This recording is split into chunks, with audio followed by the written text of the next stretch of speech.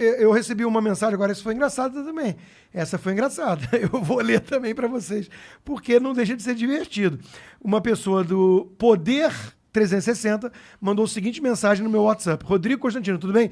Aqui é a... Vamos falar o nome. A Gabriela Oliva, redatora do jornal digital Poder 360. Um tweet do seu perfil oficial no Twitter fez uma comparação entre o número de mortes em 2020 e 2021 para sugerir que as vacinas não tiveram efeito na redução das mortes. Para uma reportagem, gostaria de saber o que o senhor quis dizer com esse post. Aí eu respondi assim, você já disse o que acha que eu quis dizer, não? Ela na premissa dela, ela diz, você botou o tweet para isso. O que você quis dizer com isso? Não, faz a pergunta direito. O que você quis dizer com isso? Em vez de afirmar que eu quis dizer que não é eficaz a vacina. Até porque meu ponto não é em relação ao indivíduo. Eu me vacinei. Minha dúvida é exatamente essa do Imperial College. Será que a vacinação em massa pode ter produzido as tais variantes? Eu não sei, eu não sou especialista. Mas você concorda que isso é um ponto, um argumento, não que é contra a vacina, entendeu? Mas que é a favor do lockdown. É a favor do lockdown um pouco. Mas é contra achar que, mina um pouco da eficiência, da credibilidade da eficiência das vacinas. Mas cá entre nós... Tá acontecendo. Olha só, outra interessante de hoje também. Essa é bem interessante, né? Porque tá aqui, ó. Saiu no Globo. Aliás, Reino Unido teme que um novo pico de coronavírus grave como os anteriores venha. E Reino Unido está totalmente vacinado. Então continua a preocupação. Agora olha essa que interessante. As vacinas de segunda geração que já estão no forno. Reportagem do Globo. E aí tem um trecho que diz, a especialista falando, sabíamos que essas primeiras vacinas não seriam necessariamente as melhores, nem as mais adequadas para as diferentes realidades de cada povo ou país. Bom, isso faz sentido, né? Claro que faz sentido. Da velocidade. Claro que faz sentido. E eu entrevistei alguns especialistas que disseram isso. A vacina primeiro não vai ser melhor. Mas a minha pergunta é outra. Isso combina com o tom de um Dória da vida? De um Butantan que falaram assim, vacina que acabou o risco, que venderam como uma panaceia, como uma cura. E isso me incomodava na época, porque eu falava assim, isso é um pouco leviano, um pouco irresponsável. É um troço meio experimental, nós estamos aprendendo fazendo. Então, de novo, Monark e Igor, meu ponto sempre foi ter um pouquinho mais de humildade. Nós estamos tateando no escuro em relação a algo novo. Isso demanda uma postura mais humilde. E não é o que a gente está vendo na imprensa, não é o que a gente está vendo na política. Tem um bando de gente falando assim, eu sou a ciência e você é negacionista. Olha a história do monopólio da virtude. Interditaram o debate. Você é negacionista. Que porra é essa? Você não nega que a pandemia existe. Claro que não. Você não nega que é um que mata. Claro que não. Então você não é um negacionista. Eu me vacinei. O Dória me acusou de terraplanista, ao vivo na Jovem Pan, eu com um globo atrás de mim. Um globo. Terraplanista. Porra. Então, esses rótulos vazios, eles visam a encerrar o debate. Encerrar o debate. É porque tem muito ganho político aí nessa discussão. E financeiro. Porque cá entre nós, salva vidas? A princípio tudo indica que sim. Mas custa uma grana, né? Custa. Só a Pfizer deve faturar esse ano mais de 30 bilhões de dólares com as vacinas. É uma grana, né? Não, com certeza. Então, mas eu imagino que você também, nós concordamos, talvez, que é melhor a gente dar essa chance para essa vacina. Sim. E enquanto não vem uma outra de qualidade melhor, pô. Sim. E você também acredita que essa vacina ela tem efeitos que vão diminuir os riscos? Eu acho. Mas acho que tem que continuar podendo fazer perguntas. Claro. Tem mais gente desconfiada. E aí vamos para um outro assunto que é derivado desse e está sendo confundido.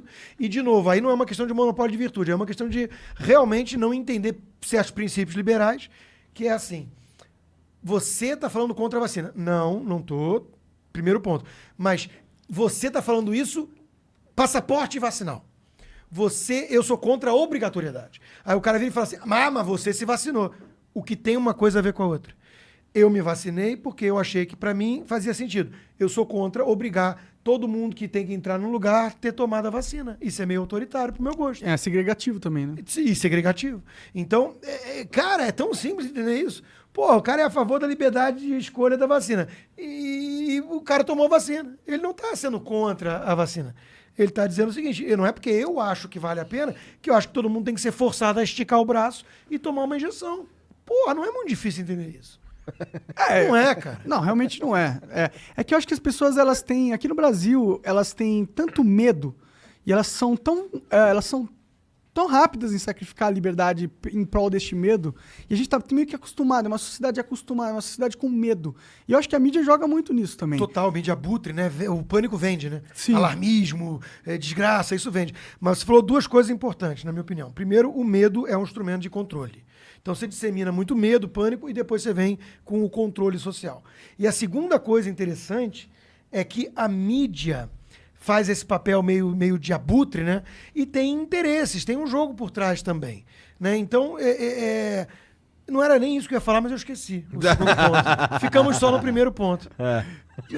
Então, mas esse ponto é importante. Acontece aqui com certa frequência, cara. Esse É o ar. É o ar. Esse ponto é importante, que é o ponto de a gente não pode criar cidadãos de segunda classe. A gente não pode ter leis que impeçam a pessoa de ter oportunidade, às vezes porque elas não tiveram acesso à vacina. Sim. Muita gente que não se vacinou, provavelmente aqui no Brasil não tem, tipo... Aqui a gente tem um nível de aceitação à ideia de tomar vacina altíssimo. Exato. Muito diferente dos Estados Unidos, por E exemplo. da França. A França tem um movimento lá radical também contra. Mas assim, de novo, né? Tá tendo um movimento no mundo aí ocidental, né, na Austrália, na Itália, na França, contra, de rebeldia mesmo, contra essa história do controle, do passaporte. E isso eu acho saudável. O meu lado rebelde, ele gosta disso, porque liberdade não vem como licença, não. Liberdade foi conquistada a ferro e fogo. a duras penas, ferro e fogo. Então, nós temos que lutar para manter esse troço. Se relaxar demais e deixar o medo dominar, nós vamos virar tudo província chinesa. E tá dominando aqui no Brasil o medo? Eu acho que sim. Acho que já as pessoas tem estão vários- apavoradas. Esse lance de pedir o passaporte vacinal aí não precisa nem ser uma viagem internacional, nada disso. Pra entrar, por exemplo, no teatro. No teatro, no qualquer show, porra. Nos Estados Unidos tá acontecendo isso. Eu fui no show do Maroon 5, tive que mostrar o passaporte. É brabo. E os Estados Unidos, em teoria, é a nação da liberdade. É livre, exatamente. Por isso que está preocupando muita gente o debate todo no mundo, porque a pandemia, ela forneceu o ambiente propício a quem quer vir com esse tipo de controle já, que é uma pauta que já estava em debate. Né? A história de globalismo, essas entidades supranacionais, a própria OMS, isso vai controlar de cima para baixo as nações, ignorando a democracia, a Constituição. É mais ou menos o que nós estamos vendo. A gente viu decisões do Supremo Tribunal Federal falando em ciência e OMS. Mas o que a OMS tem a ver com a nossa Constituição? Não pode decretar estado de sítio sem passar pelo presidente da República. Não pode. E teve governador como o governador Eduardo Leite no Sul, dizendo que a gôndola A pode abrir para vender certos produtos, mas a gôndola C tem que ficar fechada porque o produto não é essencial. Porra, isso é uma agressão às liberdades. Então, assim, eu estou preocupado, eu e muita gente, com o clima, com o ambiente das liberdades nesse novo mundo aí, né? Um mundo muito histérico, que soma a histeria disseminada pelas redes sociais com a mídia abutre, que sempre vendeu, porque, de novo, medo vende.